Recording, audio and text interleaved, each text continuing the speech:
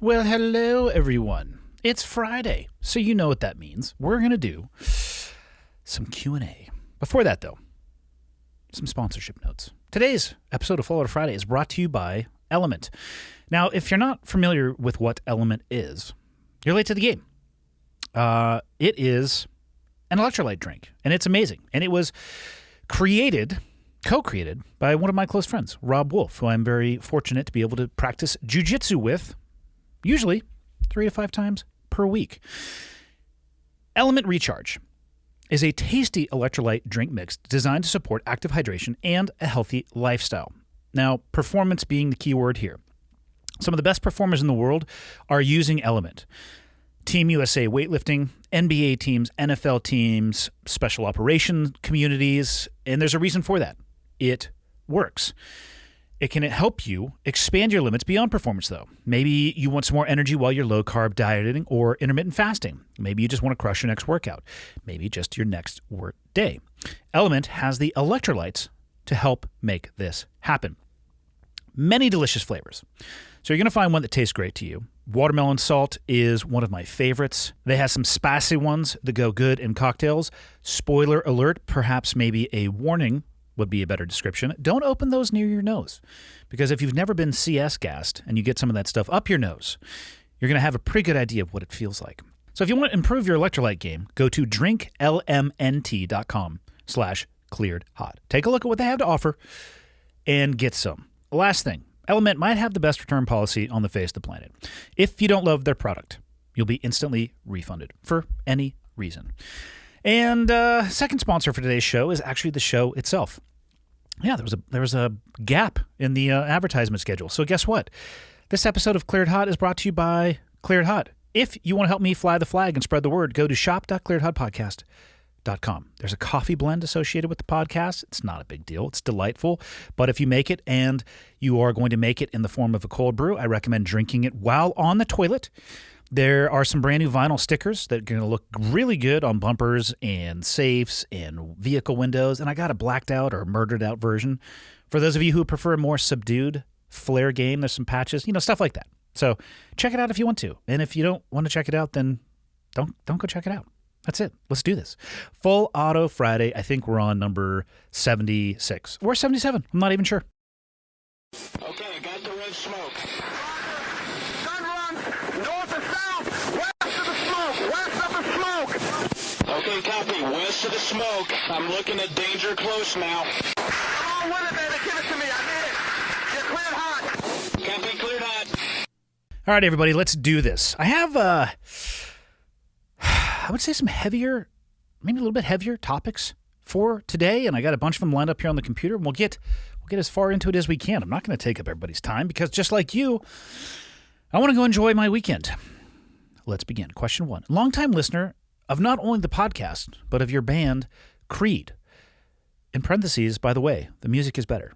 Sir, I'm assuming this is a sir, you should go fuck yourself, all right? Because the podcast is way better than Creed, which, if you were actually to go through my iTunes library, I might actually have some. So don't go fuck yourself. I apologize for saying that. That was me not being the person that I want to be. But let's just not talk about Creed anymore. On to your question. This may come from a terrible outlet, but I was watching the TV show SWAT. Terrible idea, I know. And for clarity, I didn't even know they had a TV show called SWAT unless you were watching the movie SWAT on your TV. And the issue of women not trying out because the physical standards of selection are biased towards men was addressed. The main example used were women blowing their shoulders out trying to do 60 push-ups, and obviously the argument was being made that it isn't fair for women to have to complete selection that was originally designed for men. Instead, it was suggested that how many push-ups you can do isn't a direct correlation for the job of being a SWAT officer, and that the standard should be made to be more fair, like adding another standard such as a barbell bench press for women to complete. As a listener of your podcast, I realize team guys absolutely hate the idea of changing standards to allow others in. But my girlfriend spoke to how much harder it is for women, and I started to wonder if there isn't an argument to be made. Should women who would probably excel at the job be held back because 60 push-ups for a man could be equal to 100 for a woman? It takes a lot more suffering and mental strength for a woman to do 60 than a dude. At what point are we losing equally as strong-minded women through selection for physical attributes and letting in less strong-minded men based on factors that are not a woman's fault genetically? I'd just like to question whether it's completely fair. Could there be adjustments made? Or is the fact they are not as physically strong a non-starter to begin with? After all, Steven Seagal couldn't string together more than 5 push-ups, and we all know that dick licker can operate. God-given talent, baby. Please forgive me for not having a true understanding. I'm typing this up as I sit like a sack of potatoes on my couch. It's a great question, and there is so much to unpack in this, and you don't need to ask for forgiveness for not having an understanding. This is a topic that I feel like has been coming up more and more and more, and not necessarily about this type of selection process, but just more in the common narrative. And I'm going to encapsulate your question actually under the banner of the discussion about equality of outcome and equality of opportunity. There's a few things that I'm going to address first. You said in your email, I'd just like to question whether it is completely fair. Could there be adjustments made? The stone cold hard realization that I really hope that everybody can come to at some point in their life is that the fair is in Iowa, and it has cotton candy and a merry-go-round. So if you're looking for the fair, go there. If you're looking for fairness, don't ever leave the doors of your house or get on the internet or interact with another human being, because it doesn't exist. And this is where we go back to the equality of outcome. People who often complain about things not being fair, what they really want is the same outcome for everybody, absent the same amount of work going in. And I, at a very root level, my DNA, disagree with that completely. So let's talk specifically about the standards. Are they biased towards men? Let's talk about the standards. And I was never spent a single second in law enforcement, not one single second. So I cannot speak to anything when it comes to the law enforcement or specifically the SWAT selection criteria. And I'm sure that it changes throughout municipalities throughout the country. But what I can talk about is the selection process to become a SEAL. The physical standards of selection are not biased towards men. They are set by the expectation and the realities of the occupation that you are screening for, period. The standard, if it is a true standard, should not have a sex box on the application. There should be no male or female. You should look at what it is you most likely are going to be tasked to do. And in the job that I did, let's just call it the execution of combat operations. You look at the demands of the battlefield and you work your way backwards. Let me tell you right now that combat is not a biased environment. A bullet doesn't give a shit if you're a man or a woman. It doesn't matter under a microscope what chromosome layout that you may have. Right? There is no bias. It just doesn't give a shit. So the selection standard is not built to be biased. It's built off of what you have to be able to do to function properly and be an asset and not a liability in the execution of your job. Now, you said here, the main example you used were women blowing their shoulders out trying to do 60 push-ups, and obviously the argument was being made that that isn't fair for a woman to have to complete. Instead, the standard should be made to be more fair, like adding another standard such as a barbell bench press for women to compete. And then farther on down the line, because 60 push-ups for a man could be equal to 100 for a woman. It takes a lot more suffering and mental strength for a woman to do 60 than a dude. Where are you coming up with that information? 60 push-ups is 60 push-ups. Now, are there genetic differences between the male and female bodies, whether it's the skeletal structure, the lean muscle mass structure? Yes, there absolutely are. But can those physical standards be, or can that physical standard be equally applied across both male and female? Yes, they absolutely can. Because guess what? There's a bunch of dudes that are completely incapable of doing 60 push-ups, let alone 16. Just like there are plenty of women who are more than capable of doing 160 push-ups. And I'd actually point you towards the CrossFit community when it comes to this. How do you think those female athletes are able to do things that most men are not able to do? They train their ass off.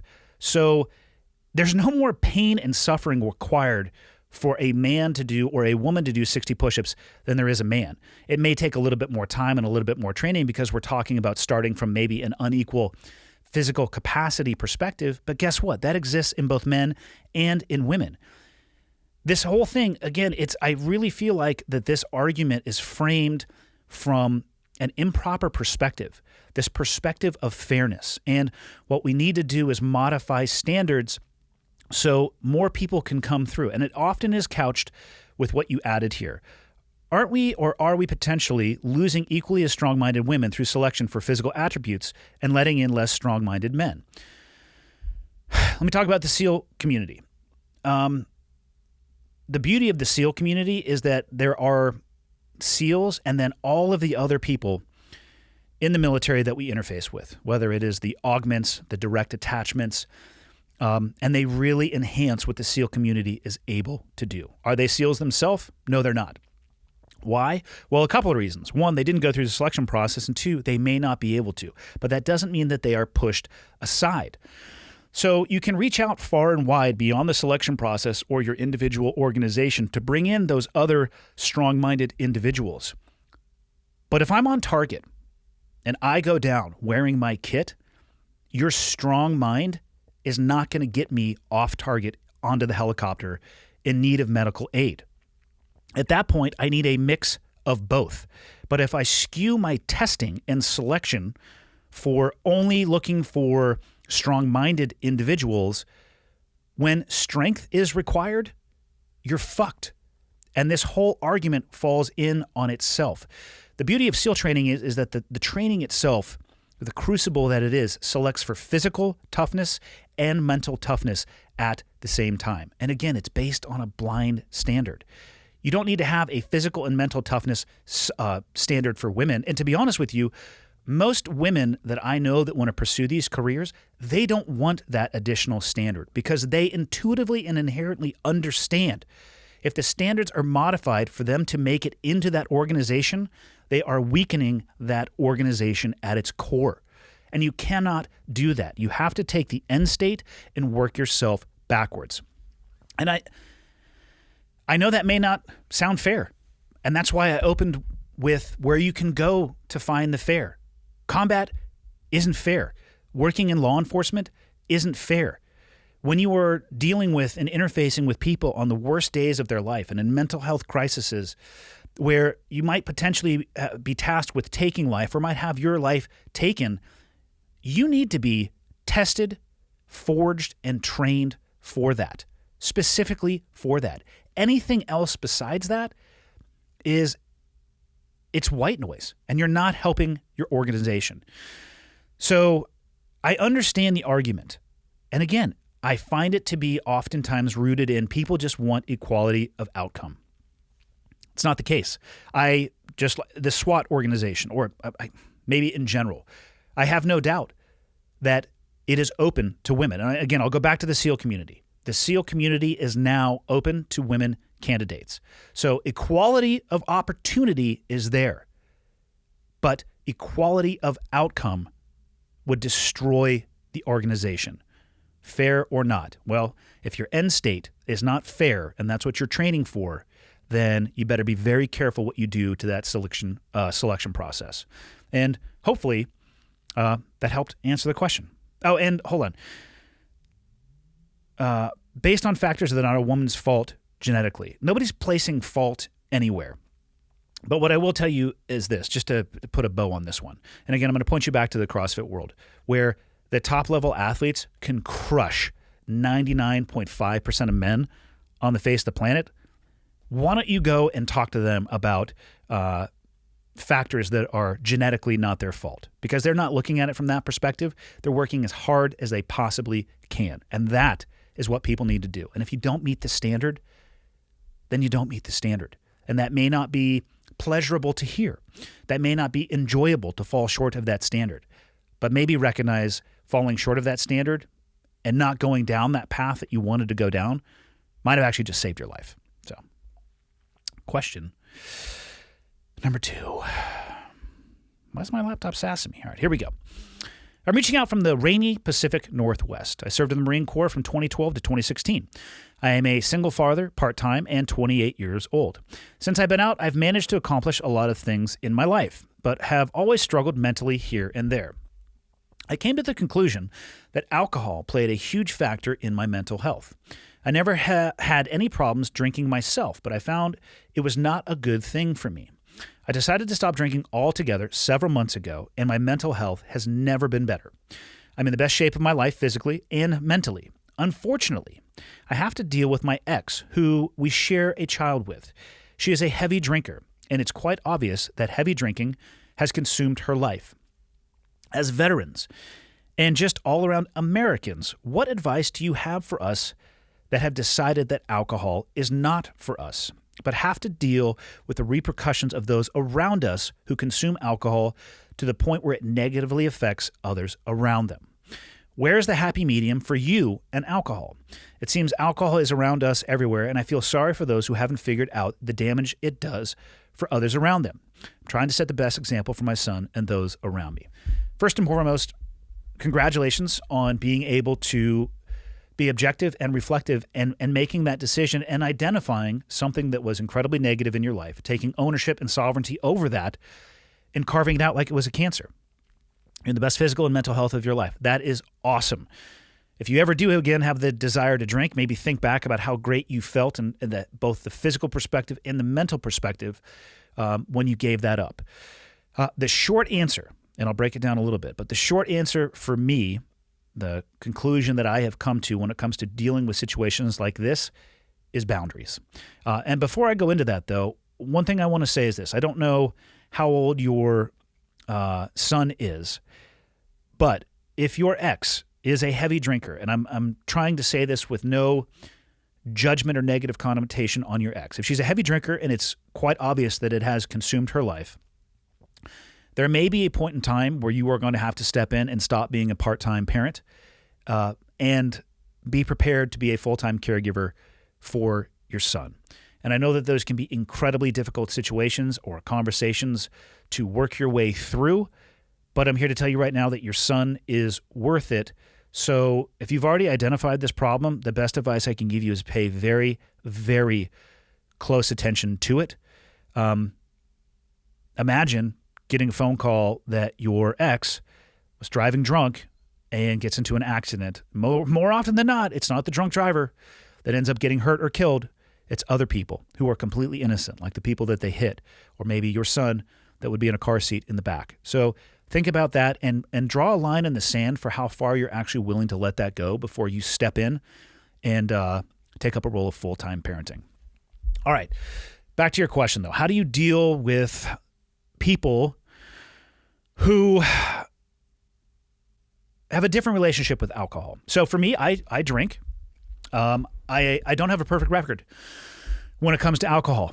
I've done some dumb shit when I have been drinking because I have found for myself that when I drink, my IQ does not go up, even though to me in the moment I perceive that it does. I have never felt like an addict when it comes to alcohol. I've had stretches of years in my life where I literally woke up one day, I was like, I don't want to drink anymore, and didn't drink for 2 years. I enjoy it socially.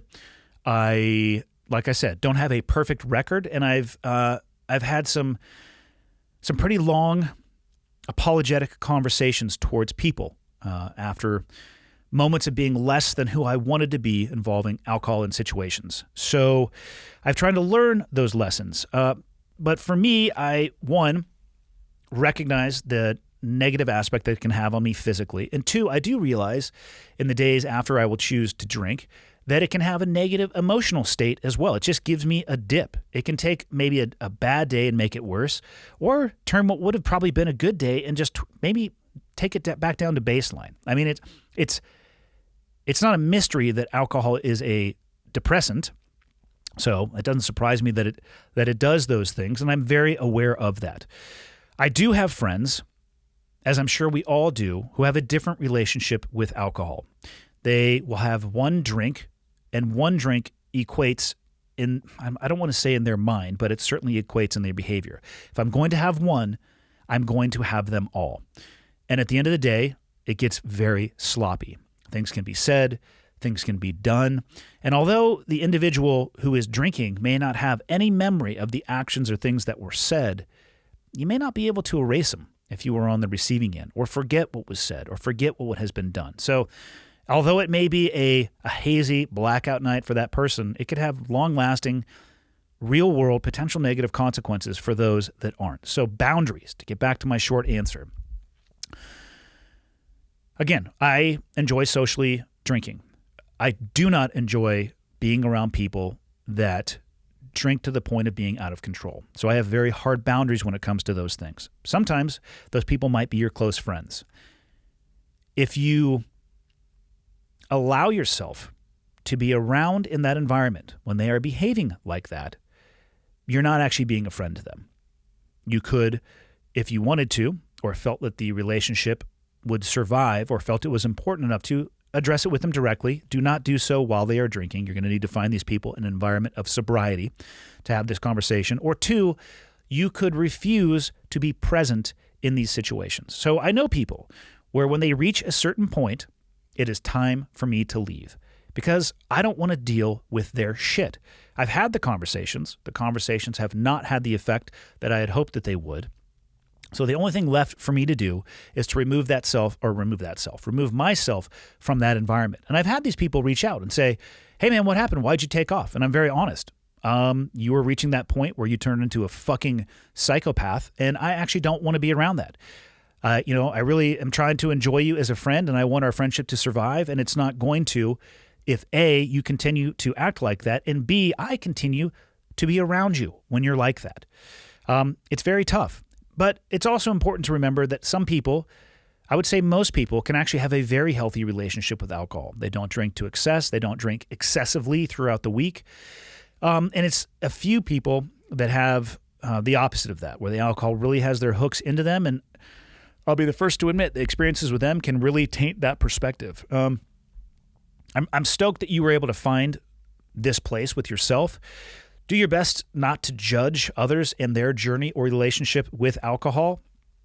My theory on it is I will give honest answers if I'm asked for feedback or if I'm asked for my opinion by these individuals. Absent that, I really won't. I choose to put up hard and fast boundaries. It's the only thing that I'm able to control in that environment, because if anybody listening to this hasn't had the experience of trying to control somebody who is like bordering with their reptilian brain flipping on due to alcohol consumption. And for full clarity, I'm talking about I have been that person as well. No amount of, herding cats or trying to keep those people on the rails actually works. It's some of the most frustrating and can be friend-destroying times of your life. So if you want to give it a try once, I highly recommend it. But if you want to have long-term sanity and health, I would avoid multiple engagements with that, and I would set boundaries for yourself. Alcohol is around us everywhere, but you can, let's talk about the best example you can be for your son.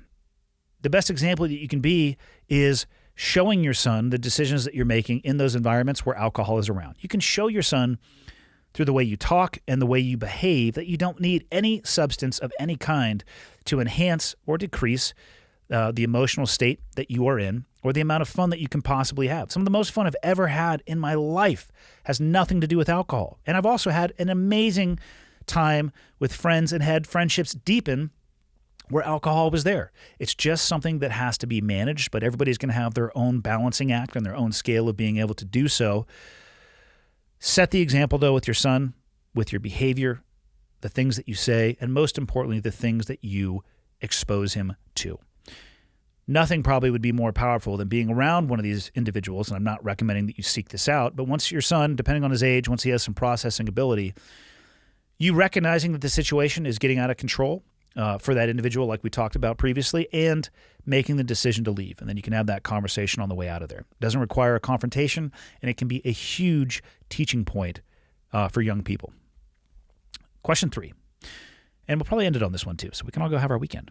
I'm a 44-year-old husband of 16 years to my wife and a proud dad to our 13-year-old daughter. The last 2 years of my life has been the most turbulent with job loss and change for the both of us, and seeing my wife struggle immensely with her complex health issues. We are rigorously trying to find a heart transplant program for her, and in this process, she has been rejected by 2 local hospitals for transplant due to complexity of her case. She is currently unable to work due to physical demands of her nursing job and was forced with the decision to resign. I lost my airline pilot job just prior to COVID and have currently taken a less desirable non-flying job to stay closer to home and take care of her and my daughter. Thankfully, my career trajectory is on the upswing with an airline job waiting for me, but I have had to postpone training due to my wife's significant day-to-day health struggles. At this point, given the state of her health, I am not sure when I would be able to return to my career/passion of flying. So career change decisions, income loss, and wife's life-altering health struggles are the main factors here, but aren't all of them. But I do want to keep this somewhat short. I have a high tolerance for stress, and have managed it well, in my opinion, with rigorous exercise, triathlons, and numerous outdoor activities. Deer hunting, heals, everything, correct? Sometimes it depends on if you actually get one from time to time. I've never sought outside professional help for managing mental and emotional stress up to this point, but I'm certainly not against it. I want to be as autonomous as possible with giving my wife the most focus for resources, but also recognize the importance of my own state of well-being as her primary caregiver. When did you know it was time to seek a therapist, and what are some indicators that led you to that decision? I know you've shared that you see a therapist every Thursday and have had great success, and wonder if it would be worth the undertaking for myself and those going through similar situations. Damn, that's a lot. I talk to my counselor on Wednesdays. So maybe I did say Thursdays once, and maybe it used to be Thursdays, but it's been Wednesdays for as long as I can remember. I'll start this with, you could have the desire to be the best caregiver and the best person for somebody else, but you're never going to truly be able to take care of somebody else unless you take care of yourself first. And I've used this analogy before, but this is how I think about talking to a counselor. I'm not saying that everybody needs to talk to a counselor. What I'm saying is it's been hugely beneficial for me. I equate it to taking your vehicle in for a service interval check or an oil change, as opposed to waiting for a catastrophic accident and calling for the tow truck. The tow truck would obviously be, something terrible that happens where an emotional health or a mental health struggle occurs, and poking around underneath the hood to make sure the connections are good and the fluids are good. That's that preventative maintenance that I think you can do on yourself, just like you can do on a vehicle. It sounds like you're going through a lot, and it's heartbreaking to hear about the struggle that your wife is going through, and I hope that you guys are able to resolve that situation and she can get the surgery that she actually needs. You're going to have to prioritize yourself. One thing I'll say is this, is you said, I'm not sure when I'm going to be able to return to my career and passion of flying. You'll probably be passionate about flying for the rest of your life. And I can only imagine the regret that an individual would live with if they started pursuing that before your wife was out of the woods and then her medical situation turned south. My point being, I would focus your energy and effort on your wife to the best of your ability and let the career and passion take a back seat until those things resolve. None of us know how much time we have left, and I would hope that both you and your wife and your child want to spend as much of that time together as possible, because it does certainly sound like there's some uncertainty with her medical condition. As far as prioritizing your own well-being, you should have some time throughout the day to be able to do that. So you have a 13-year-old daughter, assuming that you're not homeschooling her, you should have the time when she is in school to, if you're not helping your wife, focus on yourself. And for me, one thing that is essential when it comes to my mental health and physical health, which for me, I find them to be very physically tied, which you've kind of already talked about, the rigorous exercise, is carving the time out for myself and then holding myself accountable to doing what I need to do to make sure I am as healthy as possible, physically and mentally. Because like I said, you're not going to be able to care for somebody else if you're not caring for yourself first. To specifically answer your question, what are some indicators that led me to the decision that I needed to talk to somebody? Man, I felt like I had ulcers for almost 2 years. I felt like my body was eating itself from the inside out. I was not sleeping well. Very, very disconnected sleep patterns. 30 minutes on, 45 minutes awake. 45 minutes down, 20 minutes awake. And for a long time, and I'm ashamed to admit it, for longer than I actually can, I think, describe, I was waking up feeling more tired than when I went to bed. Headaches. I live with a kind of baseline headache due to the fact that I'm a moron and I've cracked my head many times, whether it's against thing or explosive blasts. But they were getting to a point where it's going to be an unmanageable level. And all of that in combination was starting to feel like I was getting to a place where I was overwhelmed. Things to me that seemed like they should be simple started to feel like they were going to become overwhelming. And what I realized, looking back at it now, I don't think I had this level of understanding. What I realized is that I needed better tools or a structure to help me find my way back to me. It's very easy to look at external causes of discomfort or stress. It would be very easy for me to say, oh, well, it was my ex-wife and it was her fault. And I'm not going to do that now, and I'm never going to do that. When I look at the reasons why my marriage failed, I put the blame on myself as opposed to somebody else. I'm not saying that there are any innocent parties in that, but I can only control my own actions. And for fuck's sake, there were so many times that I could have been a better version of myself. And I needed better tools. I needed a better stress coping mechanism. I needed a better understanding of who I was. I needed a better understanding of why I was feeling the way that I was physically and how that was tied to what was going on between my ears. I'm not an expert in the brain at all or how those things work, but there are people out there who have dedicated their life to that. And I got to a point where I needed to go sit down and talk with somebody who could provide me with that level of input. And we also did, my ex-wife and I, not a ton of it, but we did some marriage counseling, and I found that to be beneficial, which kind of led me towards the desire to talk to people at an individual level beyond just the couple's perspective of therapy. The bottom line is, I don't know if there's a potential negative outcome from sitting down and talking to somebody. If you're not sure, if you like chocolate ice cream, the best way to determine that is to probably take a small scoop or a small bite of a scoop, and then, how does it hit your taste buds? You might find that you love chocolate ice cream. You might find I'm not really into that right now. So then you could try vanilla. I think as human beings, we're really complex. And I think that most people spend the majority of their time focused external and almost no time focused internal. And if you do so, I'm not saying it's a recipe for disaster, but I think it's a recipe for having some built up pressure that you may not have the tools to relieve. So those were the indicators that I personally had. I don't know what yours are, and I hesitate to give any other ones, or hey, if you're feeling this, you probably should, because I'm not an expert on this stuff.